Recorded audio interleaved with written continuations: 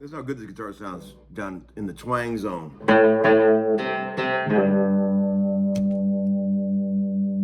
Wrong glasses.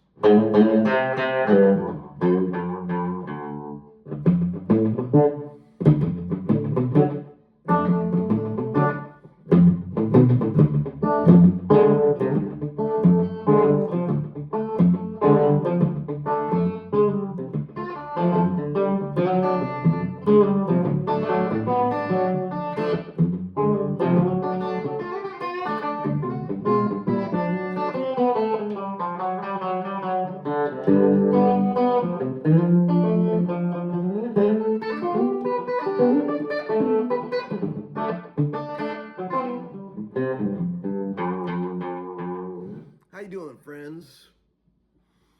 It's just old Larry, old Uncle Larry, Starship Trooper from Northeast Ohio. 1987 graduate of Eastlake North High School.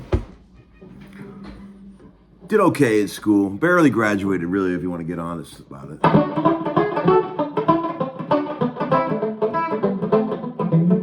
Missed like 30 days of school my senior year because I was always out gigging.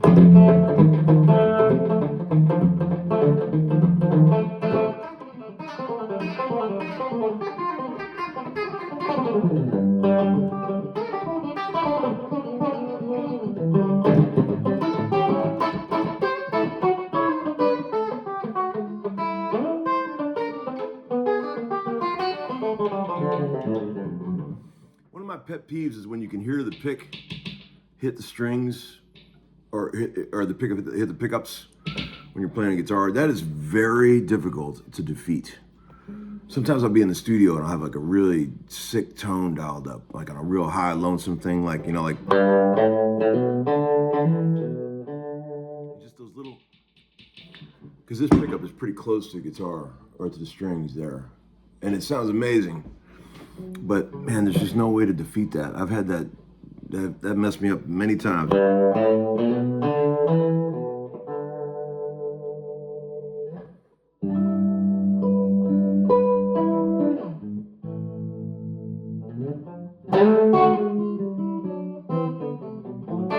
Unbelievable guitar, man. I've had this for a while. This is called the Memphis Mini guitar, right? This is the 1940 National New Yorker. And man, what a special pickup. Everyone thinks that's a humbucker, but it's not. It's an old single coil with a very unusual design. And we took it apart one time at Groon's and looked at it, man. It's like, I've never seen another pickup like it. It's very strange. But man, these things have such a cool sound. Like if you grind them up a little bit, you can get these still for cheap. If you grind them up,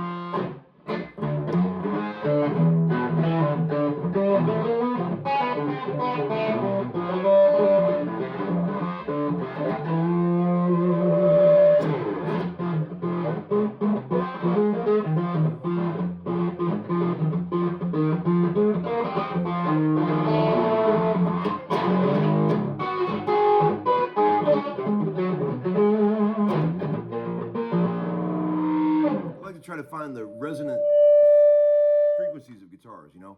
Frank Zappa was really big into that. Like, he would tune his guitar distortion feedback to the hall. Arthur Slotman told me about that. He was his tech for many years, and there's a resonant frequency inside all guitars, you know, and like it's cool to find it when you can really milk it, you know. That's not it. That's not it.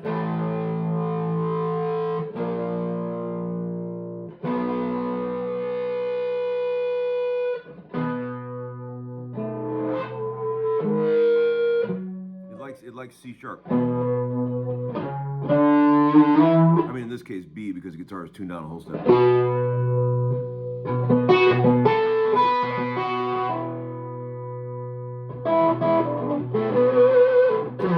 Anyway, hope everybody's doing great out there.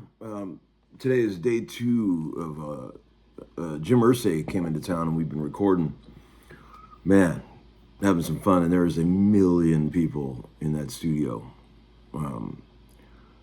You know, when he comes around, he's got a large group of videographers, handlers. There's a guy for everything. Whatever you need, there's a guy for it, which is really cool. You can dream it, they can make it happen. But we were just goofing around last night when, you know, those gals, the J Soul gals, who have been our backup singers for every gig we've ever done in that band. We sometimes goof around on breaks and play little oldies and have some fun, and they're amazing, man. And sweet girls. They said, "Boo, let's do My Girl and put it on your channel." I said, "Okay, let's do it." We had a good time, and they're fun to play with. It's amazing how they interact with each other. They're all singing different stuff, but it all sort of fits together. It's pretty cool. See, that's the beauty of music right there, is the intertwining sort of counterpoint things that happen. Like Paul Franklin and I were having a lot of chats about that on this last Vince Gill date. You know, I like to learn from him. He sits right next to me there, and I'm just always asking him, "Man, show me that." And like, you know, he's really big on the whole counterpoint thing, where you've got notes going up and going down. He's really good at that. He'll come in on a phrase and he'll have notes going everywhere. And that's a very cool sound. Like, I told you guys about an early, like one of the first licks I ever learned like that, the real primitive version is like, right? That's like, you know, the cheeseburger of that style of playing. You know, that is so simple. You got, like, if you were playing this, like, again, this guitar is down a whole step. Let's B flat, but let's just call it a C, right? And you wanted to go to the 4 chord, which is be an F, but in this case, you know, an E flat. You go like, you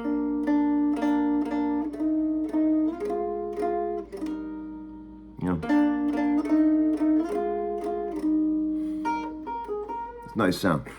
I saw a couple people have stolen that lick from me. I saw on their videos. They like to steal that one from Larry. But, you know, there's lots of ways to do that. But you can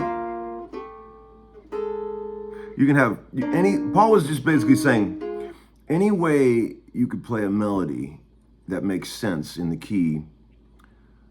What did he do that one time? He went, he had a really good one. that I tried to steal from him. He said, nah, that wasn't it. I stole one from him on the session he had, then I have to remember it. But man, it's incredible. Just think about what key you're in, you know, and then find little melodies, and you can have some go up and some go down. And it's really, that's an old Western swing shit, you know, those guys were really good at that kind of stuff. Counterpoint, and it's in classical music, it's in everything. But let's look at some of these questions in the VCB. Let's see, we got, oh, one guy said, he was talking about how many songs, he said, how many songs do you know, Larry? Like, it seems like you know a million songs. See, I don't even think of it that way. I'm not like Gordon, but I'm pretty, like, I don't have perfect pitch at all, but I have really, really strong chord identification. If I can remember how the song goes, I can play it. Like, I don't have to sit and fish out the chords. I just know what the chords are. And that's just from years of doing this, man. I don't have perfect pitch, but I might have close to perfect chord. That's what I said to the guy in the interview, or in the comment. I'm a little slow today, guys. A little foggy. But, you know, I just have I've been studying chord progressions and changes so much that when the chord goes by, unless it's something really weird, I can kind of tell what it is, you know. So if I can remember how the tune goes, I can play it. And so I really don't think of how many songs do I know. I just think of like how many songs have I heard that I can remember. And then, you know, I get pretty close on the key. But then when you go back in and really listen to the record, let's say you have a vague memory of how something goes, you know, you can play it at a party and everyone goes, yeah, that's great.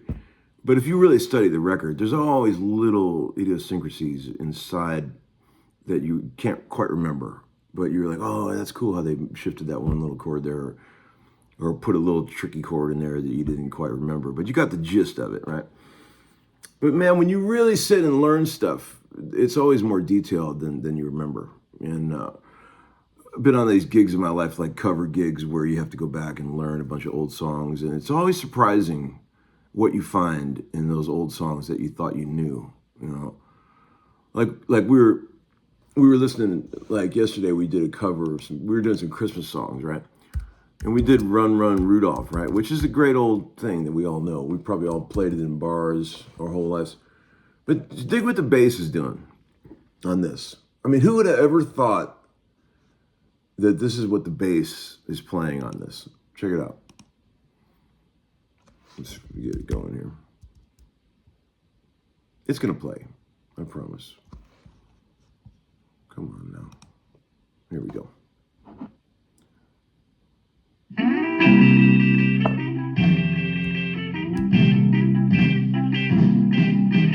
Out of all the reindeers, you know you're the mastermind. Run, run, Rudolph, Randolph ain't too far behind. Run, run, Rudolph. He's going boo-doo-doo, space, doo-doo-doo-doo. Laying out for most of the song. He goes, you know. And he's up high, so the guitar will change to the 4 chord, and he's still playing that. And the 4 over the 1 works. Check it out. Santa's gotta make it to town. Santa make him hurry, tell him he can take the freeway down. Run, run, Rudolph, 'cause I'm reeling like a merry-go-round. Said Santa to the boy child, what have you been longing for? All I want for Christmas is a rock and roll electric. Little stuff like that. That's what's cool about old music to me. Like, you couldn't, if you were playing that song in the studio today, you couldn't get away with that. Nobody would play that. But that's what makes it so cool. It's very strange little quirky things that make these records so interesting, right? Sometimes due to the limitations of the players, sometimes just due to strange choices that they made, but it's all cool. And like, you know, when you go in the studio and you're playing that song, you know, most bass players would not do that. They'd play like, they'd play the walking bit, right? Which just makes sense because you played it in every wedding band you've ever been in. You would never have a guy do do do do right? It's just stuff like that. That's what I love about music. I love about old music, and I love to study records, and there's a million examples of that kind of stuff on these old records, and it's just cool. Interesting choices. I love when people will save a really cool bit and only use it once at the end of a song. Like, it's really something to look forward to in that track. Like most people, if they came up with an idea that good, they would want to put it everywhere. And that's what music has become now. We're in this age of beating people over the head. If you find a cool hook, do it a million times in the song. See, on these old records, people would find really cool stuff, but they would just do it once at the end of the song. And you're like, when it happens, you're like, fuck yeah. But now, people are so happy to find one cool hook that they just pound you over the head with it. I mean, every session I'm on, if I play something cool, everyone says, oh, I love that. Do that on every turnaround. Do that on every intro, you know. It's like, okay, can we save it for later and make it cool? But people don't think of music that way anymore. I'm on a rant now, boy. So I remember Reggie Young told me one time, when I probably talked about this. He said, I met him a good bit. We played a couple sessions before he moved on, and he was a sweet guy. We did a Martina record one time, and I chatted him up a good bit because I've always been a huge fan of his playing. And he played on a bunch of amazing records, right? Sweet guy. And he said, I go, man, how many takes did you guys do of those classic tunes, you know? He said, man, we would do that shit so many times. He said, we would take, 50, 100 takes of a song and like just play it over and over. He said it was so primitive. Like, he said, what I ended up getting to the point where if I knew I came up with a cool hook, I had something, I would save it for the later takes when I knew we were about to get it. Because if you keep playing it over and over on the early takes, people get tired of it. Man, try something else. But if you're on take 55 and all of a sudden you bring in this new hook that's badass, everyone's like, that's the take. That's magic, right? So now we're in this cheerleading sort of style of music that we do, where everything is a soundbite, click, sample, and it's just hook, like for the short attention span crowd, right? And man, it drives me up a wall, man. I mean, I feel like it's the musical equivalent of eating like a giant box of Captain Crunch. There's just nothing in there good for you. And so I have to decompress from that a bit. Sometimes on sessions, I'll do that all day. I know how to do that shit. I know how to make those kind of records. But when I get out of there, I immediately go put on some primitive shit to sort of clear my brain and go back to where my heart is. Boy, I didn't think I'd be getting off on this rant today. And I'm not saying that all new music is shit and all this crusty old guy stuff that you hear. I just wish that people would get a little more subtle and leave a little more room for people's imaginations, instead of filling every hole with some point of action. It's like, you're basically not giving your audience much respect when you don't, you beat them over the head with it. Don't give them a chance to change the station or whatever, man, that kind of stuff. Anyway, sorry about the rant. I hate when old guys talk about music and how the old days were better, but they were better. And it wasn't just that. It was because things were fresh. The timing, those guys, the Beatles, the Stones, they were so impactful, not only because they were genius, because rock and roll was so young. The format hadn't been worn out yet. I mean, yes, they were amazing, but people tend to, I was just talking to Bubba about this, people tend to not give as much thought to the timing of that. Rock and roll was only 15 years old when, Sgt. Pepper came out. everything was fresh, and anything you did was groundbreaking, right? Because it was so wide open. And, and then by the time I grew up, everything had been done 100 times, so it's hard to do something original inside the rock and roll idiom. But those guys were lucky. I joked around before, you could write a song called Yesterday, and nobody had ever done that before, It's like, it was a great culmination of a lot of talent, genius songwriting, creativity, but also they had the gift of being in a time when the stuff was all so fresh. So you can't forget that. I think people tend to idolize those artists so much, not really giving much credit to the fact how lucky they were to be in that time, right? I mean, if you took an amazing artist from today and you put them back in that time, they would be way more revolutionary, iconic, groundbreaking, because they wouldn't have to have been on the fifth go around of rock and roll when they did it, right? So that's what I'm saying. I'm not discrediting the genius of those artists and those songwriters and creativity, but I'm just saying they were also very lucky to have been in that time when everything was so fresh and new. So there you go. All right, I'm going to end with that. Something to think about.